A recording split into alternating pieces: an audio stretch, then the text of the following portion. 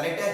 और composite wall में हमने देखा था क्या, हमने ये देखा था कि भाई सीरीज कनेक्टेड अगर आपके पास कंपोजिट वॉल है तो उससे रिलेटेड जो आपके पास नंबर ऑफ प्रॉब्लम्स बनते हैं, वो जो नंबर ऑफ प्रॉब्लम्स है उनको आप कैसे डील करोगे। करेक्ट है। तो जो सीरीज कनेक्शन में जितने भी टाइप के आपके पास प्रॉब्लम्स बनते हैं, वो सारे प्रॉब्लम्स का जो कॉन्सेप्ट है वो मैंने ऑलरेडी डिस्कस किया हुआ है प्रीवियस लेक्चर में।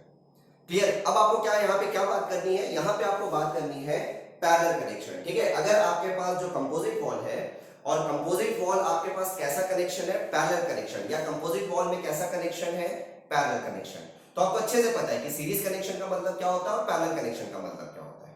सीरीज कनेक्शन का मतलब होता है वॉल साइड बाय साइड रखे हुए हैं, और पैरेलल कनेक्शन का मतलब क्या है, एक के ऊपर एक वॉल जो है वो रखा हुआ है। करेक्ट है। सो यहाँ पे मैं हेडिंग डाल रहा हूं पैरेलल कनेक्शन। ठीक है, पैरेलल कनेक्शन। अब यहां पे देखिए, सो पैरेलल कनेक्शन यहां पे आप देखोगे तो ये जो वॉल है, ये वॉल मेरे पास पैरेलली कनेक्टेड है।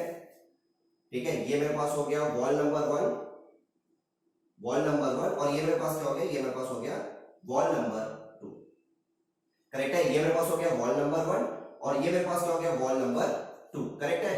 और वॉल नंबर 1 की जो थर्मल कंडक्टिविटी है उसको मैं क्या बोल रहा हूं, उसको मैं बोल रहा हूं K1 है, और वॉल नंबर 2 की जो थर्मल कंडक्टिविटी है वो मेरे पास क्या है, वो मेरे पास K2 है। करेक्ट। अच्छा, थिकनेस की अगर मैं बात करता हूं तो ये जो थिकनेस है, वॉल नंबर 1 का जो थिकनेस है, वॉल नंबर 2 का जो थिकनेस है, वो दोनों क्या है, सेम है, और आपको साफ साफ यहां से दिख भी रहा है।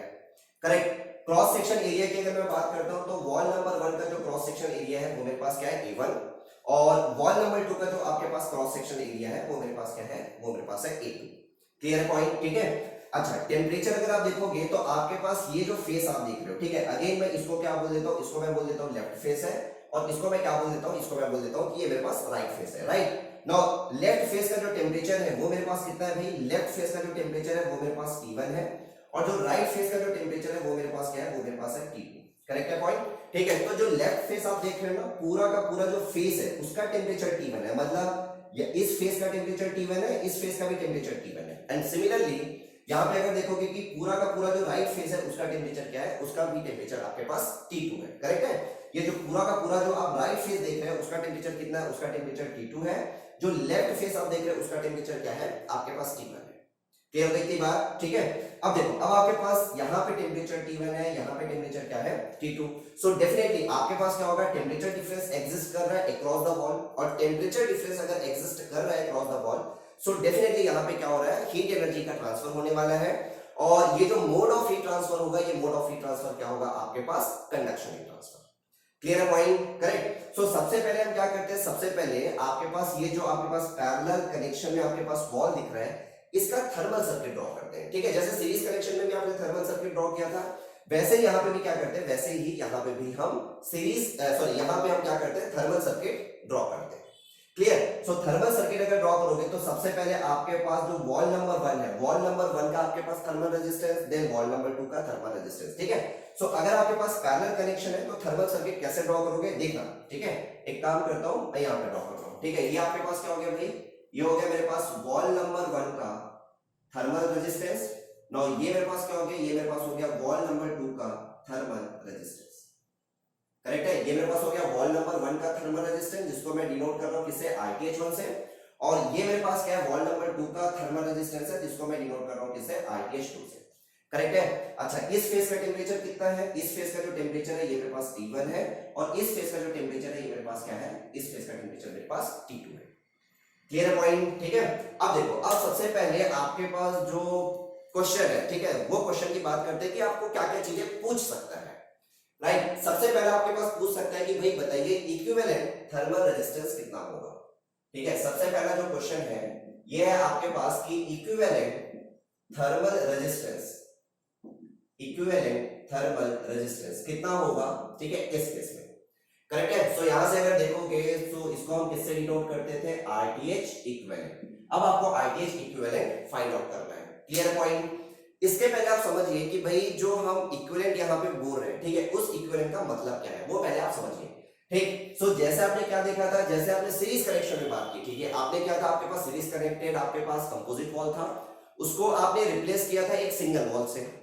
ठीक है, उसको आपने रिप्लेस किया था सिंगल वॉल से। तो जो सिंगल वॉल से जो रिप्लेस किया था उसी को आपने क्या बोला था कि भाई ये मेरे पास क्या है, ये मेरे पास है इक्विवेलेंट वॉल। बिल्कुल वैसा यहाँ पे भी करना है, ठीक। सो यहाँ पे आपके पास क्या दिख रहा है, ये आपके पास पैरेलल कनेक्शन वॉल है, और ये जो पैरेलल कनेक्शन वॉल है या पैरेलली आपके पास कनेक्टेड वॉल आप देख रहे हो, इसको मैं रिप्लेस कर रहा हूं किससे, इसको मैं रिप्लेस कर रहा हूं एक सिंगल वॉल से, करेक्ट है। ये जो सिंगल वॉल है और ये जो सिंगल वॉल का क्रॉस सेक्शनल एरिया है ये मेरे पास क्या है, दैट इज ए, और इसकी जो थिकनेस है, ये थिकनेस मेरे पास कितना है, ये मेरे पास है डेल्टा के बराबर, correct. Temperature difference across the wall अगर मैं बात करता हूं तो बिल्कुल वही टेम्परेचर डिफरेंस है जो यहाँ पे मेंटेन है, राइट। सो यहाँ पे ये मेरे पास कितना हो गया भाई T1 और ये मेरे पास कितना हो गया T2, और ये जो वॉल है, जो इक्विवेलेंट वॉल आपने बनाया है उससे कितना आपके पास कंडक्शन हीट ट्रांसफर हो रहा है, तो आपके पास उतना ही कंडक्शन हीट ट्रांसफर हो रहा है जितना आपके पास इस सॉरी ये जो आप कंपोजिट वॉल देख रहे हो या जो आप पैरेलल कनेक्शन वॉल देख रहे हो, इससे जितना आपके पास कंडक्शन हीट ट्रांसफर होगा उतना ही कंडक्शन हीट ट्रांसफर यहां से भी हो रहा है। क्लियर पॉइंट, ठीक है। सो यहां से अगर मैं देखूं तो भाई यहां पे अब देखो, अब यहां पे आपके पास क्या दिख रहा है कि यहां से जो आपके पास कंडक्शन हीट ट्रांसफर होगा वो अलग होगा। क्यों अलग होगा, क्योंकि आप देख रहे हो कि भाई जो थर्मल कंडक्टिविटी है वो अलग है, आपके पास क्रॉस सेक्शन एरिया है वो अलग है, करेक्ट है। सो यहां से जो आपके पास कंडक्शन हीट ट्रांसफर होगा वो डिफरेंट होगा, यहां से जो आपके पास कंडक्शन हीट ट्रांसफर है ये मेरे पास डिफरेंट होगा, करेक्ट है। सो यहां से जो कंडक्शन हीट ट्रांसफर है उसको मैं बोल रहा हूं Q.1, यहां से जो आपके पास कंडक्शन हीट ट्रांसफर है उसको मैं बोल रहा हूं क्या, Q.2, राइट। यहां पे भी आप शो कर सकते हो, ये हो गया मेरे पास क्या, इधर से जो जा रहा है वो Q.1 और इधर से जो जा रहा है वो मेरे पास हो गया Q.2, क्लियर। सो इस केस में मैं क्या लिख सकता हूं, इस केस में मैं लिख सकता हूं कि अगर मेरे पास पैरेलली कनेक्शन है तो Q.1 प्लस Q.2 लिख सकते हैं। यहां पे आपके पास क्या है, यहां पे आपके पास दो वॉल है, ठीक। सो Q.1 Q.2 अगर आपके पास 3 होता, 4 होता या n नंबर होते तो आपके पास क्या होता, plus Q.3 plus Q.4 and so on. Clear point, ठीक है। सो ये जो आप देख रहे हो कंपोजिट वॉल, यहां से कितना आपके पास कंडक्शन हीट ट्रांसफर हो रहा है, तो आप क्या बोलोगे कि भाई कितना हो रहा है Q., ठीक। और ये जो आपके पास इक्विवेलेंट, यहां पे जो आपने इक्विवेलेंट वॉल बनाया है इससे कितना कंडक्शन हीट ट्रांसफर हो रहा है, इससे भी कितना हो रहा है आपके पास Q.। क्लियर। ये जो थिकनेस है तो आपके पास इधर वाला जो वॉल है और आपके पास ये जो इक्विवेलेंट वॉल है, थिकनेस क्या होगी, थिकनेस आपके पास सेम होगा, ठीक है। ऑलरेडी हमने पहले देख चुका है सीरीज कनेक्शन में कि भाई ये जो इक्विवेलेंट वॉल है उसकी थिकनेस किसके बराबर होता है, जो यहाँ पे आप सिस्टम देख रहे हो, ठीक है, जो थिकनेस होगा, ठीक है, यहाँ पे भी वही थिकनेस होगा। अच्छा, यहाँ पे आपको क्या देखने को मिल रहा है, जो क्रॉस सेक्शनल एरिया है, ठीक है, क्रॉस सेक्शनल एरिया भी आप देख रहे हो कि भाई ए जो है वो किसके बराबर होगा, A1 प्लस A2 के बराबर होगा। Clear point. जो इक्विवेलेंट वॉल है उसका जो क्रॉस सेक्शनल एरिया वो किसके बराबर होगा, A1 plus A2 plus A3 plus A4 so on, अगर आपके पास और number of walls parallelly connected होते तो। क्लियर। थिकनेस यहाँ पे साफ साफ दिख रहा है कि भाई Δ1 जो है Δ2 के बराबर है, और यही मेरे पास क्या होगा, जो इक्विवेलेंट वॉल है उसकी भी थिकनेस होगी। क्लियर। सो Δ1 बराबर Δ2 बराबर डेल्टा, राइट। अब देखिए, अब हमको निकालना क्या है, निकालना है इक्विवेलेंट थर्मल रेजिस्टेंस। और इक्विवेलेंट थर्मल रेजिस्टेंस के लिए, ठीक है, चलो इसको यूज कर सकते हैं, ये हो गया Q.1 प्लस Q.2। क्लियर। अच्छा, इसके लिए थर्मल सर्किट बनाना है तो इसके लिए थर्मल सर्किट बनाया जा सकता है क्या, बिल्कुल, इसके लिए भी आप थर्मल सर्किट ड्रॉ कर सकते हो। तो जो थर्मल सर्किट है, मतलब जो इक्विवेलेंट थर्मल रेजिस्टेंस, ये हो गया मेरे पास इक्विवेलेंट थर्मल रेजिस्टेंस, करेक्ट। अच्छा, इस फेस का टेंपरेचर कितना है भाई T1, इस फेस का टेंपरेचर कितना है T2।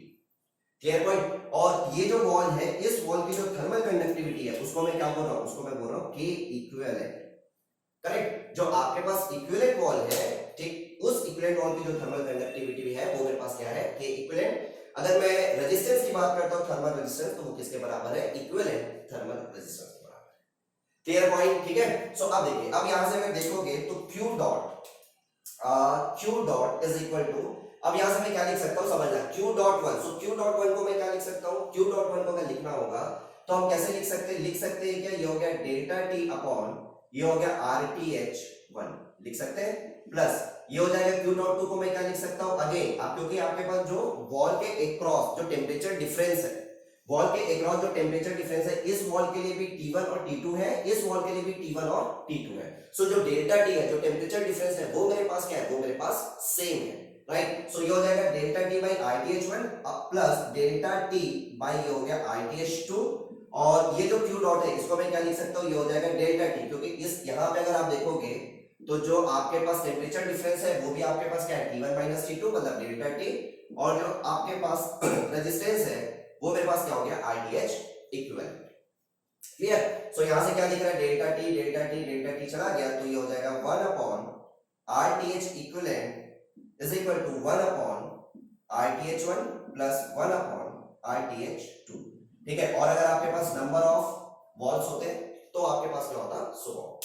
क्लियर? सो यहाँ पे आपके पास जब भी आपके पास पैरेलल कनेक्शन है, ठीक है, जब भी आपके पास पैरेलल कनेक्शन है, तो पैरेलल कनेक्शन के केस में आप इक्विवेलेंट थर्मल रेजिस्टेंस कैसे लिखोगे, तो ये हो गया 1 upon RTH equivalent plus 1 upon RTH1 plus 1 upon RTH2 and so on. Clear है पॉइंट? ठीक है, सो यहां से आप क्या कर सकते हो, यहां से आप निकाल सकते हो इक्विवेलेंट थर्मल रेजिस्टेंस। ठीक है, सीरीज कनेक्शन में क्या हो रहा था, डायरेक्टली अलजेब्रिक समेशन हो रहा था। ठीक है, सीरीज कनेक्शन में क्या हो रहा था, डायरेक्टली आपके पास अलजेब्रिक समेशन हो रहा था। करेक्ट है ना? RTH equivalent is equal to RTH1 plus RTH2 plus RTH3 and so on. Right, यहां पे आपको क्या दिख रहा है, यहां पे आपको दिख रहा है कि अगर आपको RTH इक्विवेलेंट निकालना होगा तो 1 upon RTH equivalent is equal to 1 upon RTH1 plus 1 upon RTH2 plus 1 upon RTH3 and so on. Correct है? सो इस वे में जाके आप क्या निकाल सकते हो, इस वे में जाके आप इक्विवेलेंट थर्मल रेजिस्टेंस जो है वो फाइंड आउट कर सकते हो। Clear point? ठीक है, अब इतना आपको नहीं करना है, अब आपको डायरेक्टली पता होना चाहिए भाई कि क्या डायरेक्टली पता होना चाहिए कि इस केस में अगर मेरे को निकालना है, ठीक है, अगर मेरे पास पैरेलल कनेक्शन के केस में इक्विवेलेंट थर्मल रेजिस्टेंस निकालना है तो मैं कैसे निकालूंगा, 1 upon RTH equivalent is equal to 1 upon ये हो गया RTH1 plus 1 upon RTH2 and so on and so on. Clear है पॉइंट? ठीक है, चलो तो पहला प्रॉब्लम जो आपके पास पूछता है वो किससे पूछता है, इक्विवेलेंट थर्मल रेजिस्टेंस से। ठीक है, नाउ सेकंड जो प्रॉब्लम वो आपसे पूछता है वो किससे पूछता है, इक्विवेलेंट थर्मल कंडक्टिविटी। करेक्ट है? अब आपको क्या निकालना है, आपको निकालना है इक्विवेलेंट थर्मल कंडक्टिविटी। सो देखिए इक्विवेलेंट थर्मल कंडक्टिविटी कैसे निकालेंगे, second problem, equivalent thermal conductivity, और इसको हमने किससे शो किया था, K इक्विवेलेंट। करेक्ट? अब देखो ये भी बड़ा आसान है। ठीक है, कैसे निकाल सकते हैं, सो यहां पे देखिएगा, ये हो गया मेरे पास, अभी मैंने क्या लिखा था, अभी मैंने लिखा 1 by RTH equivalent is equal to 1 upon RTH1 plus 1 upon RTH2। Correct है? क्योंकि मेरे पास दो वॉल है और पैरेलल कनेक्शन है। राइट, अब देखिए RTH इक्विवेलेंट को मैं क्या लिख सकता हूं भाई, 1 अपॉन ये हो जाएगा आपके पास क्या हो गया, ये हो गया डेल्टा अपॉन K इक्विवेलेंट, और ये हो गया मेरे पास A। Right, this is equal to 1 upon ये हो जाएगा डेल्टा 1 अपॉन ये हो गया K1 और ये हो गया A1 प्लस 1 अपॉन ये हो जाएगा मेरे पास डेल्टा 2 और ये हो गया मेरे पास क्या K2 और ये हो गया मेरे पास क्या, ये हो गया मेरे पास K2। Clear point? ठीक है, सो अल्टीमेटली यहां से क्या आ जाएगा भाई, ये हो गया मेरे पास K equivalent A upon delta is equal to ये हो जाएगा K1 A1 by delta 1 plus ये हो जाएगा K2 A2 by delta 2। Clear है? अब देखो, अब आपके पास वहां से आपने देखा था कि जो थिकनेस है, ठीक है, आपके पास जो थिकनेस है, जो इक्विवेलेंट वॉल की थिकनेस है वो कितना है, डेल्टा, इंडिविजुअल वॉल का थिकनेस कितना था, डेल्टा 1 डेल्टा 2, और ये भी हमने देखा था कि डेल्टा 1 बराबर delta 2 is equal to delta. Correct है? तो ये वाला टर्म क्या हो जाएगा, ये वाला टर्म चला जाएगा। राइट, सो अल्टीमेटली मेरे पास क्या आ जाएगा, K equivalent is equal to ये हो गया K1 A1 plus K2 A2 upon, ठीक है, अच्छा A की जगह मैं क्या लिख सकता हूं, A1 प्लस A2।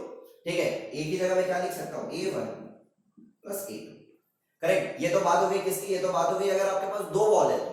अगर आपके पास n नंबर ऑफ वॉल्स है तो आप कैसे लिख सकते हो, अगर आपके पास n नंबर ऑफ वॉल्स है तो आप कैसे लिख सकते हो, तो ये हो गया K1 A1 K2 A2 and so on, और ये हो गया Kn, ये हो गया An अपॉन ये हो जाएगा मेरे पास A1 plus A2 plus A3 and so on, और ये हो गया A लिख सकते हैं। सो इस वे में जाके आप क्या कर सकते हो, इस वे में जाके आप इक्विवेलेंट थर्मल कंडक्टिविटी आप फाइंड आउट कर सकते हो। करेक्ट है? अब देखिए, अब यहाँ पे मैं थोड़ा सा और सिंपल केस लेके चल रहा हूं, मैं क्या बोल रहा हूं यहाँ पे समझना, A1 is equal to A2 is equal to A3। ठीक है, मैं ये बोल रहा हूं, मतलब आपके पास जितने भी वॉल आपके पास पैरेलली कनेक्टेड है उनका जो आपके पास क्रॉस सेक्शनल एरिया है उसको मैं क्या बोल रहा हूं, उसको मैं बोल रहा हूं कि भाई सेम है। करेक्ट है? सो अगर वो सेम है तो मैं यहां से अगर K इक्विवेलेंट लिखना चाहूं तो कैसे लिख सकता हूं, अब देखो A1 A2 An सब बराबर है तो भाई बाहर निकाल लो, तो ये हो गया A1, ये हो गया K1 प्लस ये हो गया K2 प्लस ये हो गया K3 सो ऑन, और ये कहां तक हो गया Kn अपॉन, राइट, नीचे क्या आ जाएगा A1 plus A2 plus A3, सो A2 A1, ठीक है, सभी आपके पास क्या है, बराबर है, तो आपके पास क्या हो जाएगा, लिख सकता हूं A1 मल्टीप्लाइड बाई ये हो गया n, क्योंकि n number of walls connected थे, राइट। सो A1 चला गया, सो K इक्विवेलेंट क्या आ जाएगा, K इक्विवेलेंट मेरे पास आ जाएगा, ठीक है। अच्छा चलो इसको मैं हटा देता हूं, जो मेरे पास K इक्विवेलेंट आएगा वो K इक्विवेलेंट मेरे पास क्या आ जाएगा, दैट इज इक्वल टू, ये हो जाएगा मेरे पास K1 plus K2 plus K3 so on, ये हो गया Kn डिवाइडेड बाय, ये मेरे पास क्या हो गया, ये मेरे पास हो गया n, करेक्ट है। सो ये जो इक्विवेलेंट थर्मल कंडक्टिविटी है, इक्विवेलेंट थर्मल कंडक्टिविटी है, ऐसा आप कब लिख पाओगे, जब आपने क्या बोल के रखा है, जब आपने बोल के रखा हुआ है कि जो हर एक वॉल है, मतलब आपके पास जो इंडिविजुअल वॉल है, उस इंडिविजुअल वॉल का जो क्रॉस सेक्शन एरिया है वो क्या है मेरे पास सेम है, तब मैं क्या करूंगा, तब मैं इस फॉर्मेट में लिख पाऊंगा। क्लियर है। अब देखिए हमारे पास अभी क्या था भाई, अभी हमारे पास दो वॉल है, ठीक है, दो वॉल, और साथ में मैं और क्या कंडीशन इंपोज कर रहा हूं उसको तो सुनिएगा, two wall of same cross sectional area, correct है, two wall of same cross sectional area, तो क्या आ जाएगा इस केस में, K equivalent is equal to, देखो आसान है, K1 plus K2 divided by n की जगह मैं क्या लिख दूंगा, 2। क्लियर। तो ये आपके पास इक्विवेलेंट थर्मल कंडक्टिविटी है जब हम बात करते हैं दो वॉल जिसका कि आपके पास एरिया क्या है, एरिया आपके पास सेम है, और कैसा कनेक्शन है दोनों के बीच, आपके पास पैरेलल कनेक्शन। क्लियर पॉइंट, ठीक है। तो इस वे में जाके आप क्या कर सकते हो, इस वे में जाके आप इक्विवेलेंट थर्मल कंडक्टिविटी निकाल सकते हो। तो पहले हमने क्या समझा कि इक्विवेलेंट थर्मल रेजिस्टेंस कैसे निकालना है, फिर हमने क्या समझा कि जो इक्विवेलेंट थर्मल कंडक्टिविटी है ये आप कैसे फाइंड आउट करोगे। क्लियर हो गई इतनी बात, ठीक है। अब आपके पास नेक्स्ट देखना है, नेक्स्ट आप देखोगे तो ये मेरे पास क्या था, चलिए इधर समझिए थोड़ा सा, ये आपके पास मेरे पास दो वॉल है, ठीक है, ये आपके पास क्या हो गया, ये इसको मैंने बोला था वॉल नंबर 1, इसको मैंने बोला था वॉल नंबर 2, करेक्ट। इसका क्रॉस सेक्शन एरिया क्या है, A1, इसका क्रॉस सेक्शन एरिया क्या था, A2। अच्छा, इस फेस का टेंपरेचर कितना था भाई, T1, इस फेस का जो टेंपरेचर है वो है आपके पास T2। अब देखो, अब अगर मैं बोलूं कि ये जो वॉल आप देख रहे हो, वॉल नंबर 1 और वॉल नंबर 2, टेंपरेचर का डिस्ट्रीब्यूशन, ठीक है, जो टेम्परेचर का जो डिस्ट्रीब्यूशन होगा, ये बात तो पक्की है ना कि जैसे जैसे आप x डायरेक्शन में जा रहे हो, जैसे जैसे आप x डायरेक्शन में जा रहे हो, टेम्परेचर क्या हो रहा है, टेम्परेचर डिक्रीज हो रहा है, T1 से आपके पास कहां जा रहा है, T2 जा रहा है। तो भाई ऊपर वाला जो वॉल है और जो नीचे वाला वॉल है, ठीक है, उसमें आपके पास जो टेम्परेचर का जो वेरिएशन होगा वो कैसा होगा, तो साफ साफ दिख रहा है कि जो थर्मल कंडक्टिविटी है इसका क्या था K1, इसका क्या था K2।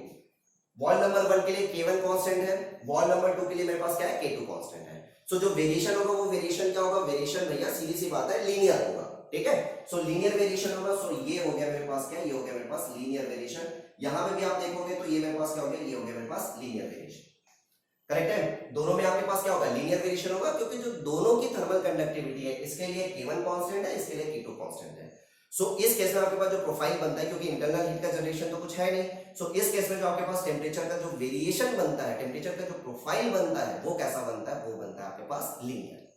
क्लियर। अच्छा, स्लोप की बात करोगे, सो इसका जो स्लोप है ये मैं बोल देता हूँ θ1 है, इसका मैं बोल देता हूँ ये मेरे पास क्या है, θ2।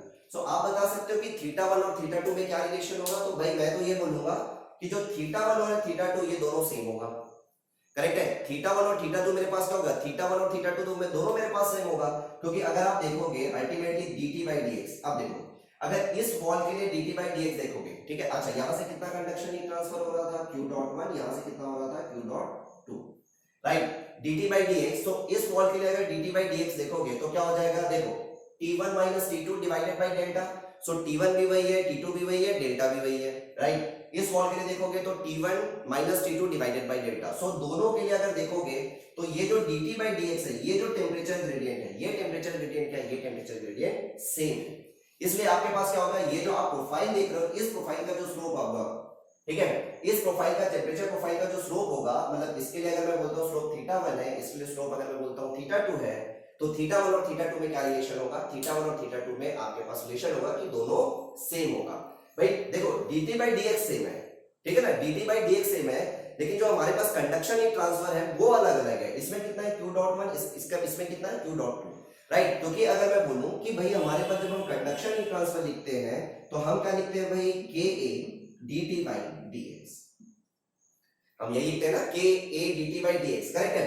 अब देखो, अब अगर मैं बोलता हूं, अगर मैंने बोला 1 के लिए तो ये हो जाएगा K1 A1, करेक्ट। वैसे ही अगर मैं बोलता हूँ Q डॉट टू तो ये मेरे पास कितना हो जाएगा भाई K2A2 और ये हो जाएगा dt बाई dx। करेक्ट। अब थोड़ा सा समझिए ध्यान से कि भाई देखो टेम्परेचर ग्रेडियंट है वो सेम है बट स्टिल आपके पास दोनों ही, ठीक है, दोनों ही वॉल में आपके पास क्या है, दोनों ही वॉल में आपके पास जो rate of conduction heat transfer है वो अलग अलग है। क्यों अलग अलग है उसको समझिएगा। देखो K1 अलग है ना, K1 अलग है, K2 अलग है, K1 और K2 अलग अलग है। सिमिलरली आपके पास क्या है A1 और A2 भी क्या है, A1 और A2 भी आपके पास क्या है अलग अलग है। ठीक है, फिलहाल हमने ये एज्यूम कर लिया था, यहाँ पे हमने एज्यूम किया था कि A1 और A2 हमारे पास क्या है, A1 और A2 हमारे पास सेम है, राइट। सो अगर मैं बोलूं कि A1 और A2 मेरे पास क्या है, A1 और A2 मेरे पास सेम है बट स्टिल आपके पास जो rate of conduction heat transfer है ऐसा नहीं कि सिर्फ और सिर्फ टेम्परेचर डिफरेंस या टेम्परेचर ग्रेडियंट पे डिपेंड करता है। ठीक है, depends on the thermal conductivity also. ठीक है, और इस वॉल की थर्मल कंडक्टिविटी, इस वॉल की थर्मल कंडक्टिविटी अलग अलग है। दैट इज द रीजन कि इस वॉल से जो आपके पास rate of conduction heat transfer है, इस वॉल से जो rate of conduction heat transfer है वो दोनों अलग अलग होगा। क्लियर है। सो टेम्परेचर ग्रेडियंट की बात करोगे तो टेम्परेचर ग्रेडियंट सेम है। अगर मैं बोलूं Q1 और Q2 की बात करोगे तो Q1 और Q2 दोनों अलग अलग होगा। क्लियर पॉइंट इतना, ठीक है। चलिए ये आपके पास क्या हो गया। तो अगर आपके पास कभी कोई बोलता है कि भाई स्लोप में क्या रिलेशन होगा तो आप आंसर दे सकते हो कि भाई जो स्लोप होगा θ1 और θ2 मेरे पास क्या होगा, θ1 और θ2 मेरे पास सेम होगा। ठीक है, सिंपल सा साफ साफ आपको यहां से दिख रहा है कि dt बाई dx क्या है, dt बाई dx सेम है। क्लियर हो गई इतनी बात, ठीक है। नाउ थर्ड जो आपके पास क्वेश्चन है, सॉरी फोर्थ, ये तो आपके पास थर्ड था कि θ1 और θ2 में क्या रिलेशन होगा। सो θ1 और θ2 मेरे पास क्या होगा, सेम होगा। चलिए नाउ नेक्स्ट आपके पास जो प्रॉब्लम है उसको देखते हैं। मान लो आपके पास क्या है, अगेन ये आपके पास क्या हो गया, ये हो गया भाई आपके पास वॉल जो कि आपके पास पैरेलली कनेक्टेड है, राइट। ये एरिया हो गया A1, ये एरिया मेरे पास हो गया A2। इस फेस का टेम्परेचर कितना था T1, इस फेस का टेम्परेचर कितना था T2। इसकी थर्मल कंडक्टिविटी है K1, इसकी थर्मल कंडक्टिविटी है K2। Clear point.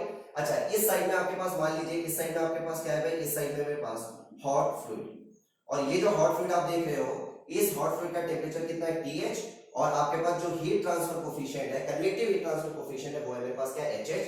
वैसे ही अगर मैं बात करता हूं इधर मेरे पास क्या है, इधर है मेरे पास कोल्ड फ्लूइड, इधर है मेरे पास क्या है, इधर है मेरे पास कोल्ड फ्लूइड, और इधर का जो टेम्परेचर है ये हो गया TC, और जो कन्वेक्टिव हीट ट्रांसफर कोफिशिएंट है वो है मेरे पास क्या, वो है मेरे पास HC।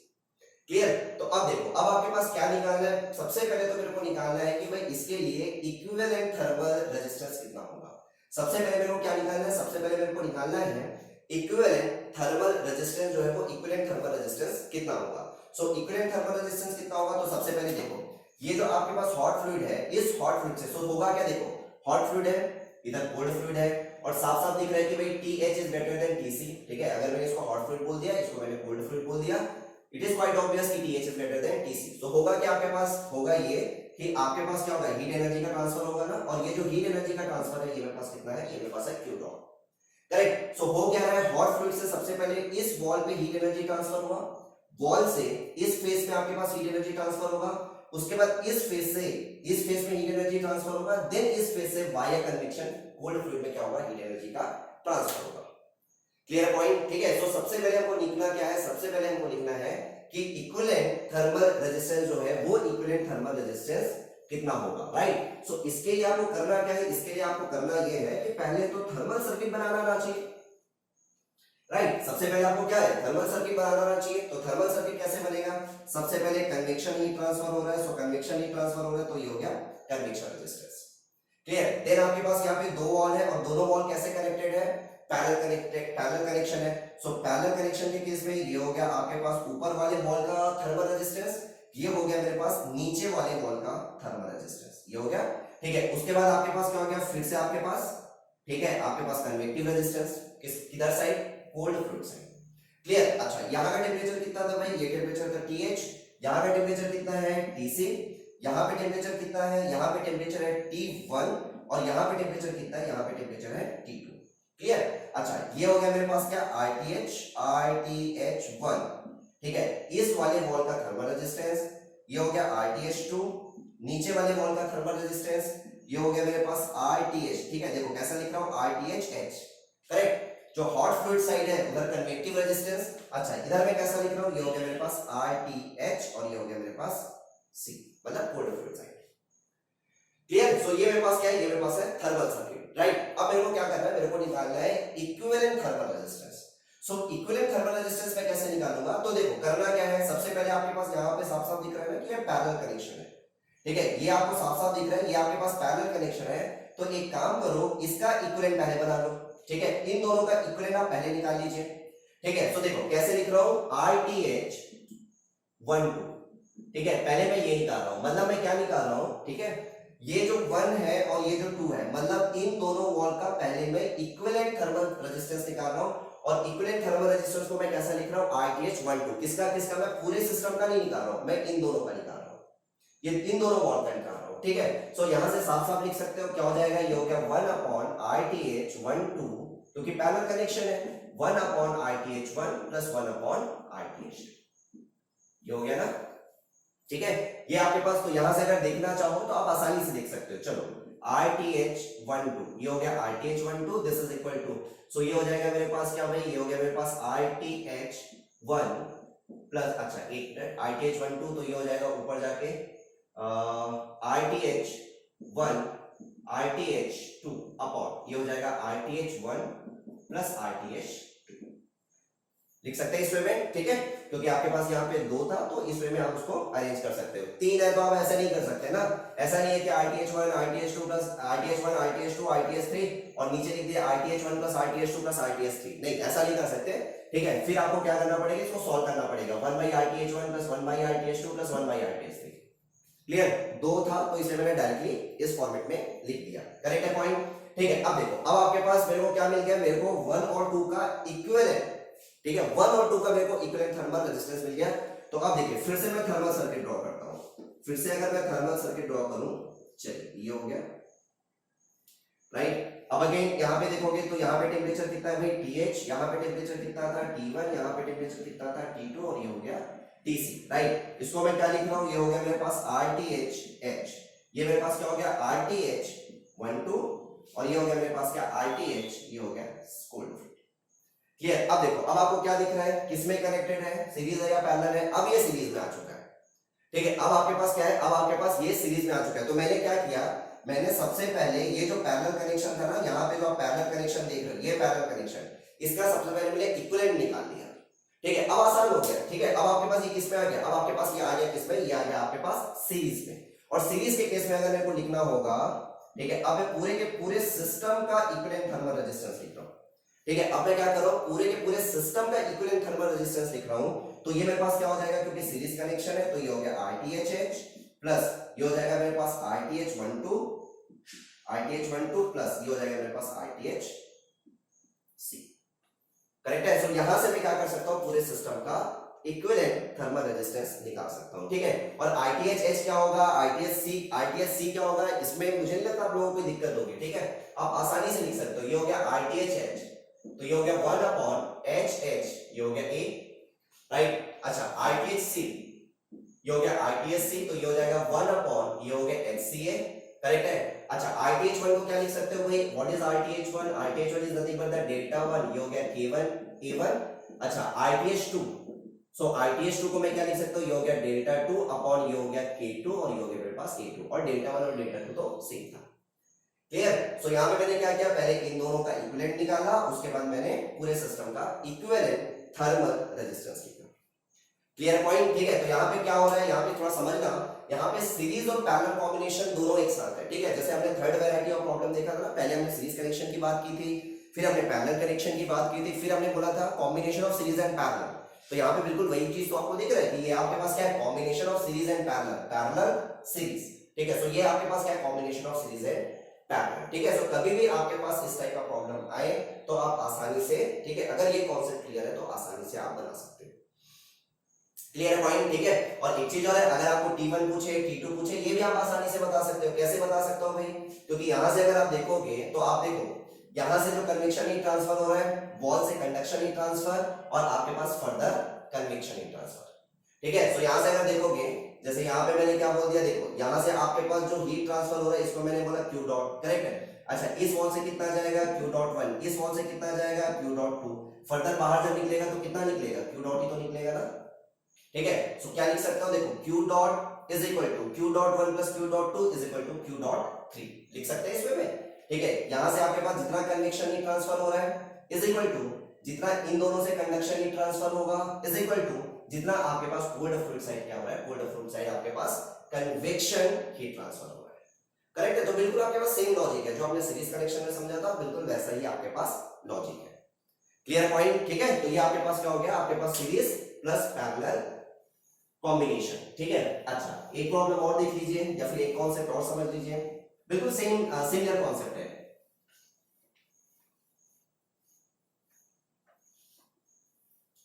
राइट, अब देखो, अब आपके पास ऐसा भी आया, आपके पास सीरीज पैरेलल का क्वेश्चन, आप आसानी से उन प्रॉब्लम्स को देख सकते हो। देखिए इधर, जैसे कि मान लो आपके पास ये मेरे पास एक वॉल है,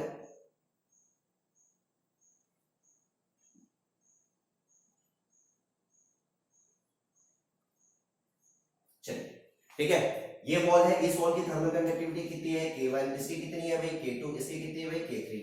राइट, अच्छा ये मेरे पास कितना हो गया, इसको मैं बोल देता हूँ डेल्टा 1 और इधर मैं कितना बोल देता हूँ, ये जो थिकनेस है ये मेरे पास डेल्टा 2, ये जो है मेरे पास क्रॉस सेक्शन एरिया A1, यहाँ पे क्रॉस सेक्शन एरिया क्या है A2। राइट, और A इज इक्वल टू क्या है, A is equal to A1 plus A2, बिल्कुल सिमिलर टाइप है। राइट, अब देखो निकालना क्या है, निकालना है आपको इक्विवेलेंट थर्मल रेजिस्टेंस, आपको निकालना क्या है, आपको निकालना है इक्विवेलेंट थर्मल रेजिस्टेंस। करेक्ट, सो इक्विवेलेंट थर्मल रेजिस्टेंस कैसे निकालोगे, तो सबसे पहले आप थर्मल सर्किट बना लो। तो थर्मल सर्किट अगर बनाओगे तो सबसे पहले देखो, ये हो गया वॉल नंबर 1 का थर्मल रेजिस्टेंस, ठीक है। देन आपके पास क्या आ गया, 2 और 3 कैसे कनेक्टेड है, पैरेलल कनेक्टेड है, ये हो गया, ठीक है, ये करेक्ट। नाउ यहां पे आपके पास लिख सकता हूं, ये हो गया मेरे पास RTH1, ये मेरे पास हो गया RTH2 और ये मेरे पास हो गया RTH3।